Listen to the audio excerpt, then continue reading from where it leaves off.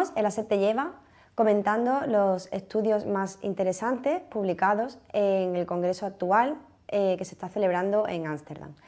A continuación os voy a presentar los resultados del STOP-DAPT3 Trial.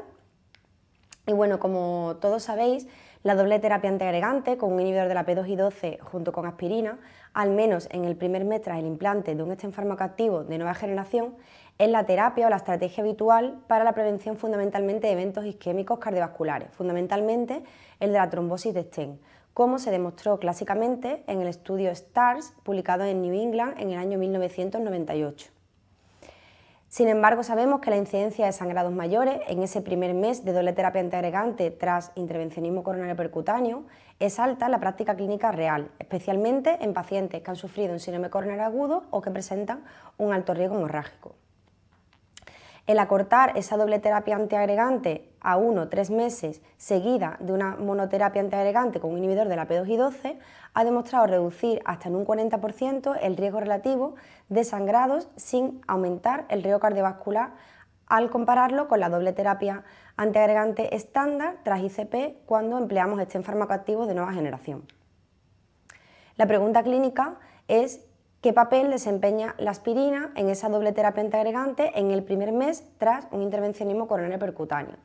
Y la hipótesis por la que se genera este estudio, o la hipótesis del estudio, es que retirando esa aspirina de la doble terapia antiagregante tras una ICP en pacientes de alto riesgo hemorrágico, se puede reducir ese riesgo hemorrágico sin comprometer el riesgo cardiovascular.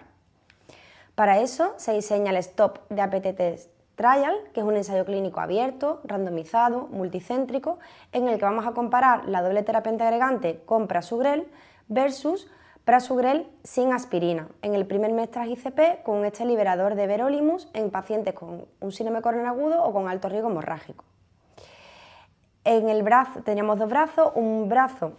de prasugrel en monoterapia, donde se daría una dosis de carga de 20 miligramos, seguido de prasugrel 375 miligramos diarios hasta el primer mes, donde se continuaría con una monoantiagregación con clopidogrel 75 miligramos diarios, y tendríamos otro brazo de tratamiento de doble terapia antiagregante, donde daríamos una dosis de carga de 20 miligramos de prasugrel y dosis de carga de aspirina entre 162 y 200 miligramos si el paciente era naïf, previa a la ICP, y en el primer mes post-ICP continuaríamos doble antiagregación con prasugrel a una dosis de 3,75 miligramos diarios junto con aspirina entre 81 y 100 miligramos diarios. En el primer mes haríamos el análisis primario y luego al año se haría un análisis exploratorio. En cuanto a los endpoints coprimarios, serían dos. Uno primario de seguridad, sería un endpoint primario de sangrado, en el que esperaríamos encontrar superioridad, y un endpoint primario cardiovascular, en el que esperaremos encontrar no inferioridad en el brazo libre de aspirina, que sería un compuesto de mortalidad cardiovascular, infarto secundario, trombosis de stent o ictus en ese primer mes tras la ICP.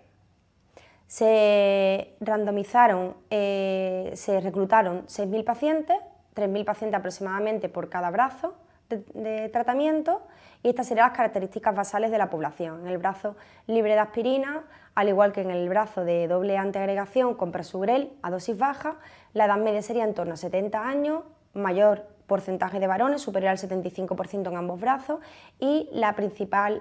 principal motivo de realización de ICP sería un síndrome coronario agudo. Y en cuanto a los resultados del estudio, en el primer endpoint primario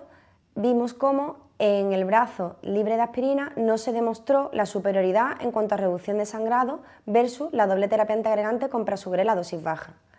Con respecto al otro endpoint primario, el endpoint cardiovascular, que era un compuesto de muerte cardiovascular, infarto por trombosis de stent e ictus isquémico en ese primer mes post-ICP, vemos cómo sí que el brazo libre de aspirina no llegó a ser inferior respecto al brazo de doble antiagregación con dosis de prasugrel. Sin embargo, sí que se observó una mayor trombosis de stent, fundamentalmente subaguda, de manera estadísticamente significativa en el brazo libre de aspirina, aunque llama la atención cómo los eventos fueron muy bajitos en ambos brazos, ¿no? Tanto un 0,17% de trombosis subaguda de stent en el brazo de doble antiagregación versus 0,58% de trombosis en el brazo libre de aspirina con monoantiagregación con prasugrel a dosis baja.